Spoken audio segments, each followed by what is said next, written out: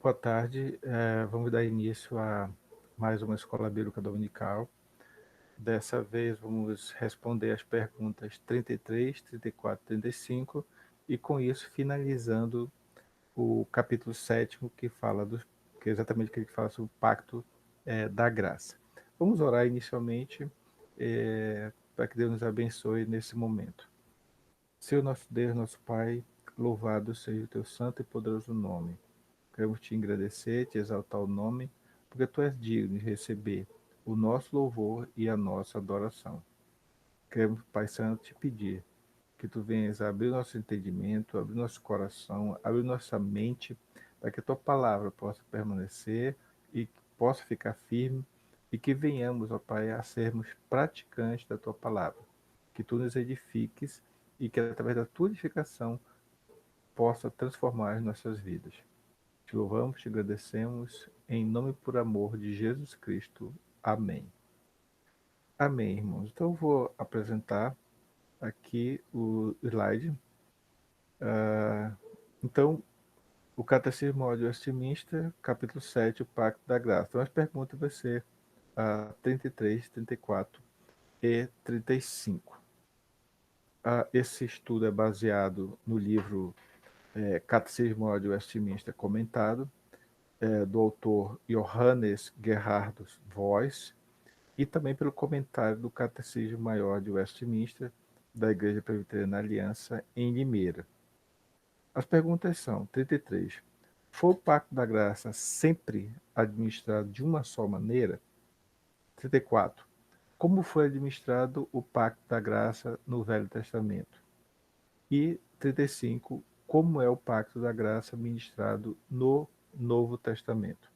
Então, essas perguntas vão finalizar o capítulo 7º, que fala sobre o Pacto da Graça, e a gente percebe que questiona-se se como é que foi a administração do Pacto da Graça. Foi da mesma maneira? Foi diferente? E como foi administrado no Velho Testamento? Como foi administrado no Novo Testamento? Então, esses são os questionamentos e vamos ver as respostas que foram dadas pelos teólogos lá de Westminster. Então, a pergunta 33 é: se o Pacto da Graça foi sempre ministrado de uma só maneira, esse é o questionamento, e aqui eu tenho a resposta, que diz que o Pacto da Graça não foi administrado da mesma maneira, mas as duas administrações foram diferentes. A administração no Velho Testamento foi uma e no Novo Testamento foi outra.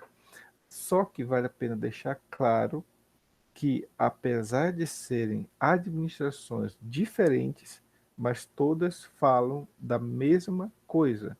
É o mesmo pacto. O pacto ele é único, o pacto da graça. Só que no Antigo Testamento ele foi administrado de uma forma e no Novo Testamento foi administrado de uma segunda forma. Vamos ver os detalhes dessa diferença e também das semelhanças, mas que fique claro que trata-se do mesmo pacto. Não são dois pactos, é um pacto só.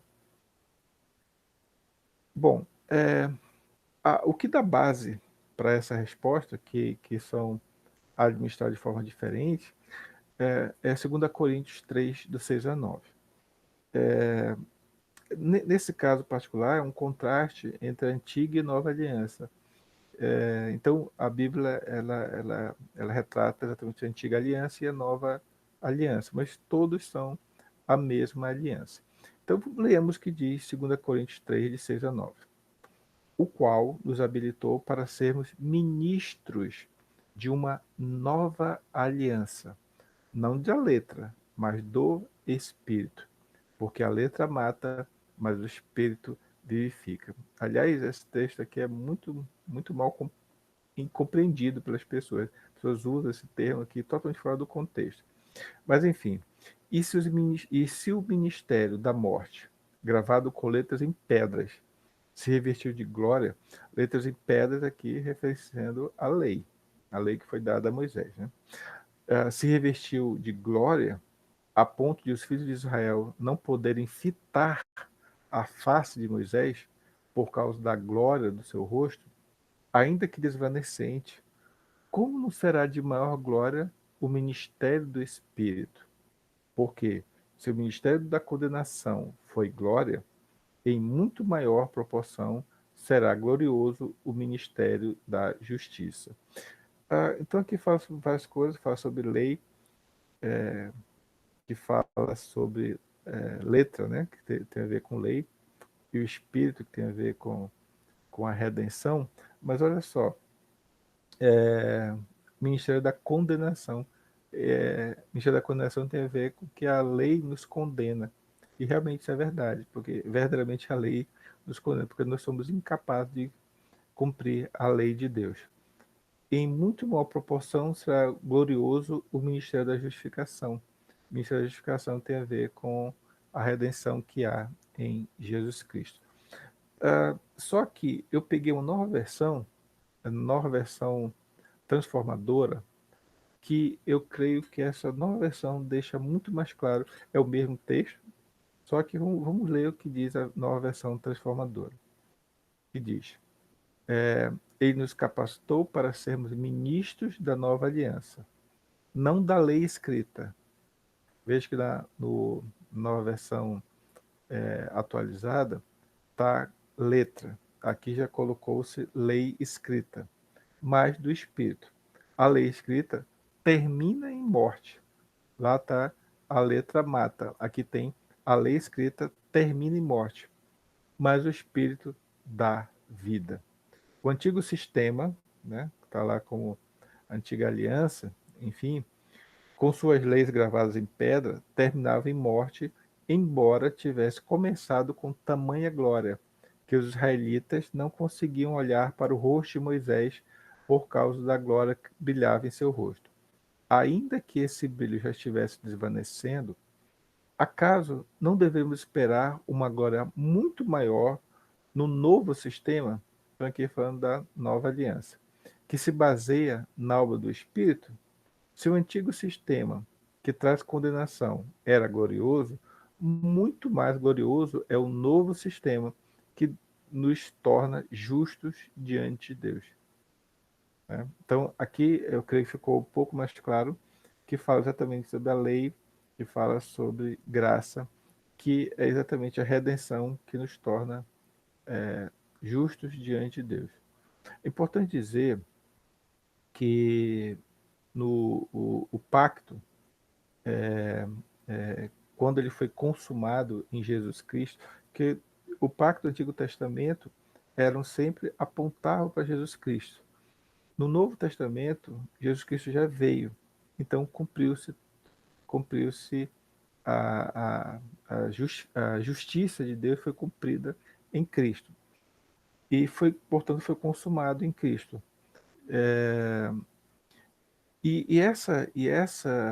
Essa consumação, aquilo que Jesus falou lá na cruz, está consumado, ela não foi somente de forma, mas foi de conteúdo. E ela consubstanciou também todas as alianças anteriores, ou a aliança anterior, que aqui é falado como sistema, ou antigo sistema. Então, em Jesus Cristo, ele consubstanciou, não só na forma, mas principalmente na questão do conteúdo, todas as, vamos colocar assim, todas as alianças anteriores foram todas consumadas em Jesus Cristo. Então, esse detalhe ele é importante. A outra passagem bíblica que também faz um contraste agora entre o Antigo e o Novo Testamento, já que nós estamos falando que são diferentes, tanto no Antigo como no Novo Testamento, Hebreus 1, de 1 a 2, que diz: Havendo Deus outrora falado muitas vezes e de muitas maneiras aos pais pelos profetas, nestes últimos dias nos falou pelo Filho. Que é o Filho? É Jesus Cristo, a quem construiu o herdeiro de todas as coisas, pelo qual também fez o universo. Então aqui está falando que no passado Deus tinha falado através dos profetas. E agora Deus tem falado pelo seu Filho, Jesus Cristo. Então, no Antigo Testamento e o Novo Testamento, eles têm uma semelhança, porque são administrações de uma única e mesma aliança da graça, ou pacto da graça. É a mesma coisa. Só que no Antigo Testamento, nesse caso particular, Deus falava através dos profetas, e no Novo Testamento Deus fala através de Jesus Cristo. Então, apesar de ser diferente, tem essas semelhanças também. Outra passagem que também fala o contraste do Antigo para o Novo Testamento é a que está em Hebreus 8, de 7 a 10, que diz: porque se aquela primeira aliança, então, primeira aliança, tivesse sido sem defeito, de maneira alguma estaria sendo buscado lugar para uma segunda, então, uma segunda aliança. E de fato, repreendendo-os, diz: eis aí vem dias, diz o Senhor, e firmarei nova aliança com a casa de Israel e com a casa de Judá, não segundo a aliança que fiz com seus pais, no dia em que os tomei pela mão para os conduzir até fora da terra do Egito, pois eles não continuaram na minha aliança, e eu não atentei para eles, diz o Senhor, porque esta é a aliança que firmarei com a casa de Israel. Depois daqueles dias, diz o Senhor, na sua mente imprimirei as minhas leis, e também sobre o seu coração as inscreverei, e eu serei o seu Deus, e eles serão o meu povo. Então aqui está falando sobre uma aliança que foi feita e uma segunda aliança aqui também. Interessante é que Deus diz que vai firmar uma nova aliança. E nessa nova aliança, olha só que interessante, as leis de Deus vão estar impressas na mente das pessoas, mas também no coração. E ele será nosso Deus e nós seremos o seu povo. Então aqui está falando de uma aliança que foi feita antes de sair do Egito, aqui fala, né? Até, conduzir até fora da terra do Egito, mas que algumas pessoas acabaram não continuando com essa aliança. Por isso que Deus mandou seu filho, e essa segunda aliança ela já é feita através de Jesus Cristo. É claro que todas essas alianças apontavam para Jesus Cristo, apontavam para Jesus Cristo, mas essa antiga aliança ela foi feita, mas ela não era era só uma tipificação de Cristo, não era Jesus Cristo efetivamente. No Novo Testamento, com a vinda de Cristo, aí foi efetivo. Como eu falei, tudo foi consumado em Jesus Cristo. E outro detalhe muito importante é que sem o sacrifício de Cristo na cruz, sem o sacrifício do Cordeiro Imaculado, a graça não seria possível ser realizada ao nosso favor.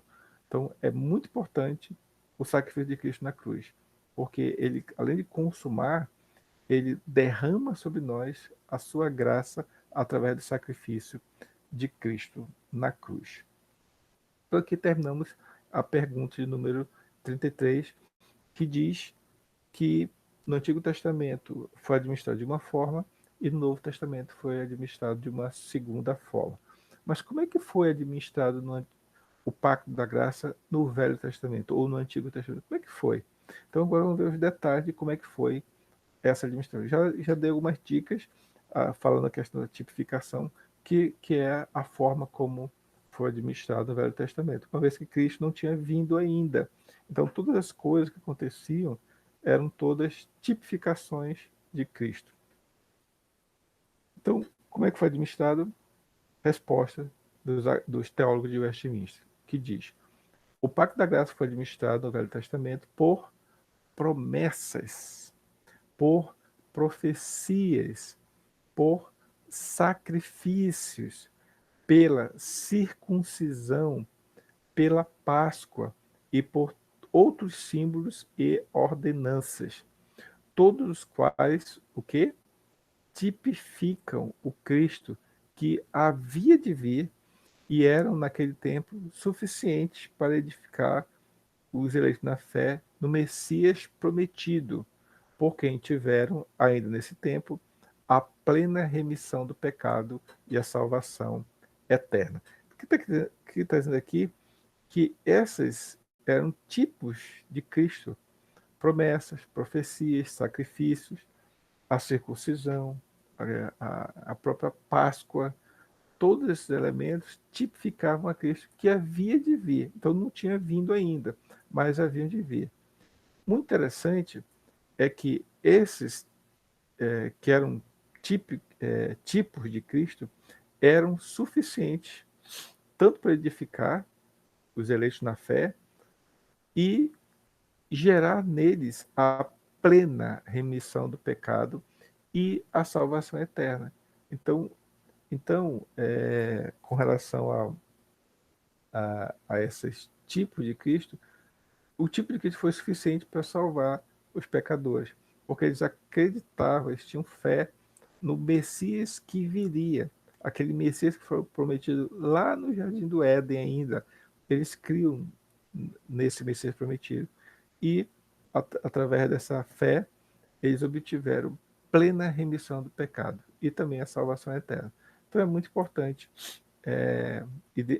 saber disso, que no Antigo Testamento, eles sim, as pessoas sim conseguiram a salvação, mesmo não tendo visto ainda Cristo. Cristo não tendo vindo ainda. Então é muito importante. Então, há diversas passagens que dão base para essa resposta. Por exemplo, Gênesis 3,15, onde tem a promessa de um Redentor, né, que diz: porém, inimizade de ti e a mulher, entre a tua descendência e o seu descendente, falando para a mulher, que seria descendente da mulher, um descendente da mulher, dizendo também que este ferirá a cabeça, ou seja, o descendente da mulher ia ferir a cabeça da serpente, e tu lhe ferirás o calcanhar. Então, essa passagem é chamada de proto-evangelho, que é o início do evangelho já está sendo pregado aqui, quando Deus falou para a mulher e também para a serpente. Então, aqui é o primeiro registro da promessa de um redentor, ainda no Antigo Testamento. E foi a partir desse momento que o pacto da graça passou a vigorar, quando Deus prometeu que esse descendente da mulher feria a cabeça da serpente. Então aqui já está o início do pacto da graça, passou a vigorar a partir desse momento. Mas também teve promessas, várias promessas. Por exemplo, Romanos 15:8, que diz: digo, pois, que Cristo foi constituído ministro da circuncisão em prol da verdade de Deus, para confirmar as promessas feitas aos nossos pais. Então, Cristo, ele foi, na realidade, veio para confirmar todas as promessas que foram feitas aos pais, aos nossos ancestrais. Só que essa aqui é a versão revista atualizada, né, da Almeida, e aqui tem a nova versão transformadora, que diz: lembre-se de que Cristo veio para servir aos judeus. Aqui que eu falo constituído ministro da circuncisão, a tradução aqui na nova versão transformadora é servir aos judeus. Porque Cristo verdadeiramente ele era judeu, ele veio por causa dos judeus. Mas João 1 diz que mas os seus não reconheceram. Enfim, ele veio para os judeus a fim de mostrar que Deus é fiel às promessas feitas aos seus patriarcas. Interessante essa outra forma de ver o mesmo texto. Então, todas as promessas do Antigo Testamento, elas sempre apontam para Cristo. Todas as promessas que tem lá, todas elas são messiânicas. Sempre aquele que é o enviado, né? Né? Tem essa questão da palavra messiânica, né? Aquele que é o enviado ou aquele que é o ungido de Deus. Tá. Atos 3, de 21 e 24, que diz, também fala sobre profecias, que diz: ao qual é necessário que o céu receba até aos tempos da restauração de todas as coisas, de que Deus falou por boca de seus santos profetas desde a antiguidade. E o 24 que diz: e todos os profetas, a começar com Samuel, assim como todos quantos depois falaram também, anunciaram esses dias. Então, desde o Antigo Testamento, essas profecias, elas sempre apontam para esses dias. Resumo da história: Cristo é a verdadeira mensagem do Antigo Testamento. Tudo aquilo que Deus falou por boca dos seus santos profetas aconteceram quando Cristo veio a este mundo. Mas também fala sobre sacrifícios. E aqui, Hebreus 10:1, olha só o que nos diz. Ora, visto que a lei tem sombra dos bens vindouros, não a imagem real das coisas, nunca jamais pode tornar perfeitos os ofertantes com os mesmos sacrifícios que, ano após ano, perpetuamente eles oferecem. Então, o que está querendo dizer aqui é que os sacrifícios que eram feitos, eles tinham que ser feitos ano após ano. Então, para você pedir perdão pelos pecados, tinha que oferecer algum sacrifício uma vez por ano. E tinha que repetir todo ano, porque o sacrifício ele era temporário, não era um sacrifício permanente, como foi o sacrifício de Jesus Cristo. Então, o sacrifício de animais era temporário, então tinha que ficar repetindo isso perpetuamente, porque não era o sacrifício de animais não era capaz de tornar, que diz aqui, ó, perfeitos os ofertantes, não era capaz de tornar. Só Cristo ele nos torna perfeito diante de Deus.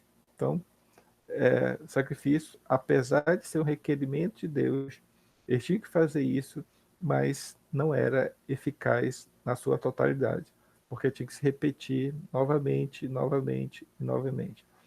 Outro comentário que é bastante importante falar aqui é que os sacrifícios, a circuncisão, até mesmo a Páscoa, são sinais, são símbolos figurativos que antecederam a consumação do pacto que foi consolidado, foi confirmado, consolidado na pessoa de Jesus Cristo.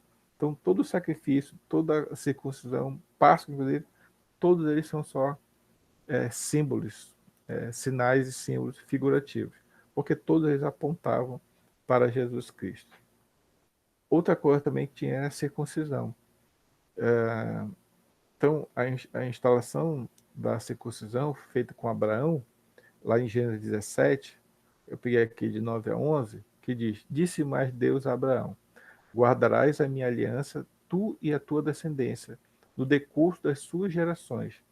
Esta é a minha aliança, que guardareis entre mim e vós e a tua descendência. Todo macho entre vós será circuncidado. Circundareis a carne do vosso prepúcio. Será isto por sinal de aliança entre mim e vós. Então aqui está se instaurando a aliança que Deus fez com Abraão com relação à circuncisão. Teve que cortar a carne do prepúcio do menino, né? Tinha em torno de a lei dizia que tinha que ter com 8 dias de nascido, já fazia essa circuncisão. Mas é claro que na época de Abraão tiveram que fazer a circuncisão mesmo já sendo adultos. Então, no Novo Testamento, a promessa, as profecias, os sacrifícios, eles sempre eram focados, visando Jesus Cristo. Reali Desculpa, todas aquelas promessas, profecias, todo qualquer sacrifício foram realizados em Jesus Cristo. E a circuncisão e a Páscoa, na época do Antigo Testamento, elas eram suficientes, porque Cristo não tinha vindo ainda, certo? Que depois a circuncisão e a Páscoa se transformaram em batismo e ceia, tá? Então, no Antigo Testamento, circuncisão, Novo Testamento, batismo. No Antigo Testamento, Páscoa, Novo Testamento, ceia, ok? E tanto é que hoje a batismo e ceia são chamados meios de graça. São meios que Deus nos abençoa, para que nós continuemos firmes até o dia da sua segunda vinda.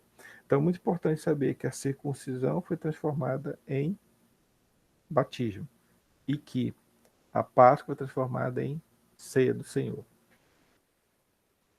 E já se falou aqui sobre a Páscoa, a instauração da Páscoa em Êxodo 12, peguei o versículo 14 e 17, que diz: Este dia vos será por memorial, e o celebrareis como solenidade ao Senhor nas vossas gerações, o celebrareis por estatuto perpétuo. Então, está dizendo que é um memorial para lembrar, né, que Páscoa é passagem do anjo da morte que passou sobre o povo lá do Egito, onde não tinha sangue na porta, o anjo da morte entrou e matou o primogênito. E diz mais: guardai, pois, a festa dos pães asmos, porque neste mesmo dia tirei vossas hostes da terra do Egito. Portanto, guardarei esse dia nas vossas gerações por estatuto perpétuo. Então está dizendo aqui que deveria se guardar essa festa de Páscoa, a festa dos pães asmos, como memorial, lembrando o que Deus tinha feito por eles, tinha libertado eles do povo do Egito. A gente sabe que a Páscoa dos judeus é um fato histórico, tem um significado muito forte para o povo judeu, mas, importante ser dito, não é uma festa cristã. A festa cristã é a ceia do Senhor. A Páscoa, para os judeus, tem o seu significado. Para a gente, a Páscoa dos judeus, essa Páscoa que era comemorada, ela, ela foi transformada na ceia do Senhor, porque o Cordeiro de Deus, aquele que tira o pecado do mundo, já foi morto. Então, cumpriu exatamente a Páscoa de forma permanente, ao passo que, na época, eles tinham que comemorar a Páscoa ano após ano. Hoje em dia, não há mais necessidade disso, porque o nosso Cordeiro, o Cordeiro de Deus que tira o pecado do mundo, já veio ao mundo e já morreu. Okay? Então, aquela morte daquele Cordeiro lá na Páscoa também apontava, era um tipo de Cristo que apontava para a morte do Cordeiro de Deus, que é Jesus Cristo. Então, esses detalhes são muito importantes. Tanto é ó, que 1 Coríntios 5, 7, e também peguei aqui também o 7, capítulo 7, versículo 8, ele fala assim, só voltando aqui, falar festa dos pães asmos. O que é o pão asmo? É o pão sem fermento. Interessante porque 1 Coríntios 5, 7 já diz, lançai fora o velho fermento. O que quer dizer com esse velho fermento? O que quer dizer com fermento, né? Para que sejais nova massa, como sois de fato sem fermento. Então aqui está falando de fermento. E lá falava dos pães asmos, que é o pão que não tem fermento. Tudo bem. Pois também Cristo, nosso Cordeiro Pascal, foi imolado. Então aqui já está dando a dica, porque Cristo, o nosso Cordeiro Pascal, foi imolado. Então aqui é um link com a Páscoa dos judeus. Por isso celebramos a festa não com o velho fermento, nem com o fermento da maldade e da malícia, e sim com os asmos, ou seja, sem fermento, da sinceridade e da verdade. O que essa passagem quer nos dizer? Lembra que lá na Páscoa, cada família comia o cordeiro assado juntamente com pães asmos. É claro que o pão asmo tinha dois significados. O primeiro deles era pressa, porque lá em Êxodo foi falando, comei às pressas, comei já vestido, comei já com o cajado, já preparado para sair. Então, tinha que comer à pressa. Então, não podia esperar que o fermento viesse a levedar a massa, não. Por isso que tinha que ser rápido, por isso que tinha que ser sem fermento. Mas também tem seu significado aqui. O fermento pode ter diversos significados, mas nesse contexto aqui tem a ver exatamente com o pecado. É por isso que ali fala nem com o fermento da maldade e da malícia, tem a ver com o pecado, mas sim com os asmos da sinceridade e da verdade. Interessante isso aí. Então, o pão asmo tem a ver com pressa, mas tem também a ver com o tirando fora o pecado. Este, na época, comeu também ervas amargas, que tem a ver com, primeiro, lembrar que a vida no Egito era uma vida amarga, mas também para lembrar o sacrifício de Cristo. Cristo teve que padecer, morrer pelos nossos pecados. Então também foi digamos, foi uma erva amarga que Cristo teve que comer, ok? E tudo isso está vendo nos dizer que Cristo é o verdadeiro sentido. A Páscoa dos judeus também se consumou em Jesus Cristo, porque ele é o nosso Cordeiro, Cordeiro de Deus, aquele que tira o pecado do mundo. Também nessa pergunta fala do Messias prometido, né? Então, Hebreus 11:13 diz: todos estes morreram na fé, sem ter obtido as promessas, vendo-as, porém, de longe, e saudando-as e confessando que eram estrangeiros e peregrinos sobre a terra. Então, as pessoas do Antigo Testamento morreram na fé, sem ter, sem ter visto a promessa de Deus. Mas eles vendo-as, porém, de longe, mas eles creram que o Messias que foi prometido viria. Okay? Então, só para dizer que o pacto ele é totalmente cristocêntrico, porque o Messias é o centro unificador do pacto. Mas não somente isso, ele é o conteúdo, ele é o princípio, ele é o alvo do pacto. Os santos do Antigo Testamento viram e abraçaram de longe as promessas do Evangelho de Cristo. Eles não viram, mas eles morreram, né, sabendo que o Messias que foi prometido viria um dia. Então, isso também é muito importante. E, por último, a questão da remissão do pecado e a salvação eterna. Peguei a passagem de Gálatas 3, 7 a 9 e também o versículo 14, que diz: sabei, pois, que os da fé é que são filhos de Abraão. Ora, tendo a Escritura previsto que Deus justificaria pela fé os gentios, pré-anunciou o Evangelho a Abraão. Em ti serão bem abençoados todos os povos, de modo que os da fé são abençoados com o crente Abraão. Então, o Evangelho foi pré-anunciado a Abraão e a fé de Abraão, era a mesma fé dos crentes do Novo Testamento. A diferença é que no Antigo Testamento eles criam no Messias que viria e no Novo Testamento eles creem no Messias que já veio. Mas a remissão do pecado, a salvação eterna, ela é válida tanto para quem é do Antigo Testamento como para quem é do Novo Testamento, porque o Evangelho foi pré-anunciado a Abraão. E a pergunta 35 é: como é o pacto da graça ministrado no Novo Testamento? Então, os teólogos de Westminster chegaram à conclusão de que no Novo Testamento, quando Cristo, a substância, depois vamos ver o que significa substância, foi manifestado, o mesmo pacto da graça, interessante, né? É o mesmo, não é diferente, é o mesmo pacto da graça foi e continua a ser ministrado na pregação da palavra e na celebração do sacramento, do batismo e da ceia.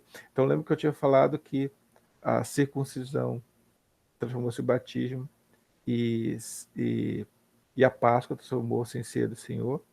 E assim, a graça e a salvação são manifestadas em maior plenitude, evidência e eficácia a todas as nações. Então, o que está querendo dizer aqui é que no Novo Testamento ela é ligeiramente diferente, porque continua sendo ministrada, só que agora focado na pregação da palavra e na celebração dos sacramentos, que é batismo e ceia, e com isso a graça e a salvação, que também existiam no Antigo Testamento, elas são manifestadas em maior plenitude, porque Cristo já veio. Há maiores evidências, porque Cristo já veio. É mais eficaz a todas as nações, porque Cristo já veio. Então, isso aqui é muito importante. Então, são as passagens bíblicas que nos dão base para isso. Primeiro, Hebreus 9, 24 a 26, onde Cristo ele é a substância. Então, o que diz Hebreus 9, 24 a 26? Diz que, porque Cristo não entrou em santuário feito por mãos, figura do verdadeiro, porém, no mesmo céu, para comparecer agora por nós diante de Deus, nem ainda para se oferecer a si mesmo muitas vezes, como o sumo sacerdote cada ano entra no Santo dos Santos com sangue alheio. Ora, nesse caso, seria necessário que ele tivesse sofrido muitas vezes desde a fundação do mundo. Agora, porém, ao se cumprir os tempos, se manifestou uma só vez, desculpa, manifestou uma vez por todas para aniquilar pelo sacrifício de si mesmo o pecado. Então, interessante, já tinha falado anteriormente que o sacrifício tinha que ser repetido ano após ano. E, e Cristo não foi isso. Ele sacrificou uma única vez. Porque se tivesse que sacrificar várias vezes, né, então a cada ano teria que repetir o sacrifício de Cristo várias vezes. Né? Então não faz muito sentido isso aí. Mas ele se manifestou uma vez, de uma vez por todas. E nessa manifestação, ele aniquilou, através do seu sacrifício, o nosso pecado. Então, muito interessante essa passagem. E por que, que Cristo ele é a substância? Porque substância, nesse contexto aqui, é um contraste com as promessas, com as profecias, ou melhor, com os tipos, com as ordenanças que eram feitas no Antigo Testamento, onde Cristo ele era prefigurado. E todos esses elementos, profecias, tipos, ordenanças, eram sombras de Cristo. Mas agora, Cristo, ele é realidade. Por isso que aquele é chamado de substância, porque ele é uma coisa real, ele é substancial, ele vive. Ao contrário do Antigo Testamento, que eram só tipos, eram só promessas, eram só profecias, eram só ordenanças. Só que agora tudo isso foi consumado em Jesus Cristo. Por isso que lá é chamado de substância. E Jesus Cristo é o nosso cordeiro. Ele foi ele é substitutivo, porque ele morreu no meu e no lugar de vocês. Tanto é que João 29 nos diz: no dia seguinte, viu João, no caso João é João Batista, viu a Jesus que vinha para ele e disse: eis o Cordeiro de Deus que tira o pecado do mundo. Então, fica claro que a sentença de morte que era contra mim e contra vocês, porque nós quebramos o pacto original, lá no pacto de obras, através dos nossos pais, Adão e Eva, a sentença de morte recaiu sobre Cristo, porque ele é o Cordeiro de Deus, aquele que vai ser sacrificado por mim e por vocês, para que venha ele mesmo a tirar o pecado do mundo. E qual é o plano da redenção? O plano da redenção é o fato redentor, tanto o plano da redenção como esse é o fato redentor que se centraliza e se consome em Jesus Cristo. Porque quando João 19:30 diz: quando, pois, Jesus tomou o vinagre e disse, está consumado, inclinando a cabeça, rendeu o espírito, quando disse, está consumado, ele morreu. Então, o plano da redenção e esse fato que aconteceu com a morte de Cristo, todos eles são centralizados, todos eles são consumados em Jesus Cristo. Então, ele é o centro da redenção. O plano da redenção se consume em Jesus Cristo. E graça também é um outro motivo, né? Efésios 12:8-9 diz: porque pela graça sois salvos, mediante a fé. E isso não vem de vós, é dom de Deus, não de obras, para que ninguém se glorie. Então, a nossa salvação ela é pela graça. Não há nada que o homem tenha feito, esteja fazendo, ou que venha fazer no campo da racionalidade, da virtuosidade e do merecimento para chegar a Deus e dele obter a salvação. Não tem como. Não tem nenhuma virtude no homem, não tem nenhuma razão no homem, não há nenhum mérito no homem que faça com que ele mereça, com que ele ganhe a salvação de Deus. Mas a salvação é dada por Deus mediante a graça. e também pregação da palavra. Tanto é que Mateus 28, versículo 19 e 20, diz: Ide, portanto, fazei discípulos de todas as nações, batizando do Pai, do Filho e do Espírito Santo. E o que mais? Ensinando-os a guardar todas as coisas que vos tenho ordenado. E eis que estou convosco todos os dias até a consumação do século. Então, como é que você faz para ensinar a guardar todas as coisas que eu vos tenho ordenado? Exatamente pregando a palavra de Deus. E aqui fala também uma outra passagem que também fala sobre pregação da palavra.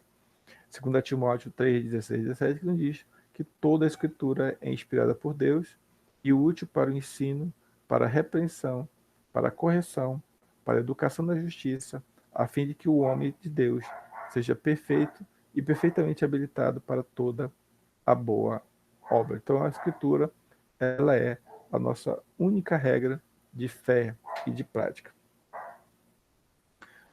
Também nos exorta que o pacto da graça ele se dá pela pregação da palavra, mas também pela celebração do batismo. É uma ordenança de Deus. Devemos praticar o batismo. Por isso que lá, Mateus 28, 19, já tínhamos lido, diz: Ide, portanto, fazer discípulos de todas as nações, batizando-os. Então, é uma ordem. Devemos batizar em nome do Pai, do Filho e do Espírito Santo. Então, batismo é equivalente a circuncisão, que era a introdução ou o meio externo que diz que aquela, no caso, como nós batizamos criança, aquela criança faz parte da aliança. É claro que os pais têm que orientar, têm que ensinar o filho, né, a crescer na graça, no conhecimento de Jesus Cristo. É tarefa dos pais fazer isso. Okay? Mas o batismo tem esse link com a circuncisão do Antigo Testamento. E, por último, fala sobre a celebração da ceia do Senhor, que está lá em 1 Coríntios 11, que ele fala bastante sobre a ceia do Senhor. Eu peguei o versículo 23 a 26, que diz: Porque eu recebi do Senhor o que também vos entreguei, que o Senhor Jesus, na noite que foi traído, tomou o pão e, tendo dado graças, o partiu e disse: Isto é meu corpo, que é dado por vós. Fazei isto em memória de mim. Por semelhante modo, depois de haver ceado, tomou também o cálice, dizendo: Este cálice é a nova aliança do meu sangue. Fazei isto e todas as vezes que o beberdes, em memória de mim. Porque todas as vezes que comerdes esse pão e beberdes o cálice, anunciais a morte do Senhor até que ele venha. Então, a ceia do Senhor é um segundo sacramento. Interessante que lá no Êxodo, quando foi instituída a Páscoa, ele falava que esse é um memorial. E da mesma forma aqui também, ela é um memorial para lembrar do sacrifício de Jesus Cristo, que é um sacrifício que nos deu vida. Depois que aqui diz assim: anunciais a morte do Senhor até que ele venha. Então a ceia é uma celebração da morte de Cristo até que ele venha. E os elementos são pão e vinho, que simbolizam o corpo e o sangue de Cristo. Não é que seja o corpo, não é que seja o sangue, mas são representações, são simbolismos espirituais do corpo e do sangue de Cristo. Bom, então chegamos aqui ao final dessa aula e vou disponibilizar, está aqui o link para o questionário que está aqui. Então aqui temos aqui algumas perguntas. Algumas perguntas talvez vocês tenham que consultar. Por exemplo, eu não falei nada do que é o pacto veterotestamentário, mas vocês vão ter que consultar aí para saber o que é o pacto veterotestamentário. Então, o pacto da graça foi administrado sempre da mesma maneira. Se você pudesse resumir a Bíblia com uma frase, qual seria? Tudo está dentro do contexto, tá? Pergunta 34. Como foi o pacto da graça... desculpa. Como foi o pacto da graça administrado no Velho Testamento? O pacto da graça teve administrações diversas, Mas o seu núcleo é invariavelmente o quê? Qual o núcleo do pacto da graça? O que é um tipo de Cristo? Que já discutimos aqui. E a pergunta 35. Como é o pacto da graça ministrado no Novo Testamento? Tem a ver com a resposta, né? Como é possível os eleitos estarem livres da morte espiritual? Porque fala de Cristo como a substância, que já mencionamos aqui nessa aula. E tem alguma semelhança entre ordenanças do Antigo e do Novo Testamento? Se tem outra semelhança, qual é a semelhança? Então, essa seria as perguntas que ficariam para nós tentarmos responder, ok? Que vocês possam tentar responder essas perguntas para avaliar o entendimento de vocês, ok? Vamos orar mais uma vez para finalizar esse momento. Senhor nosso Deus, nosso Pai, te agradecemos por esse momento de edificação através da tua palavra, que é viva, que é eficaz. Queremos te louvar, te agradecer o nome, porque só tu és digno de receber o nosso louvor e a nossa adoração. Porque não a nós, Senhor, não a nós, mas ao teu nome seja toda a honra e toda a glória. Te agradecemos por esse momento em que podemos aprender de ti mais sobre o pacto da graça. Que tu possas firmar os nossos corações, firmar nossas mentes, para que possamos pôr em prática tudo aquilo que aprendemos de ti. Abençoa a tua igreja, abençoa-nos, portanto, nos livra-nos e guarda de todo o mal. É o que eu te rogo, te agradeço, em nome e por amor de Jesus Cristo. Amém. Amém, irmãos, que Deus possa estar nos abençoando, nos livrando e guardando de todo o mal, e que possamos estar sempre colocando diante dele todas as nossas petições, porque ele tem um cuidado todo especial por causa de nós. Que o Senhor nos abençoe. É o que eu oro, agradecido, em nome de Jesus Cristo. Amém. Amém.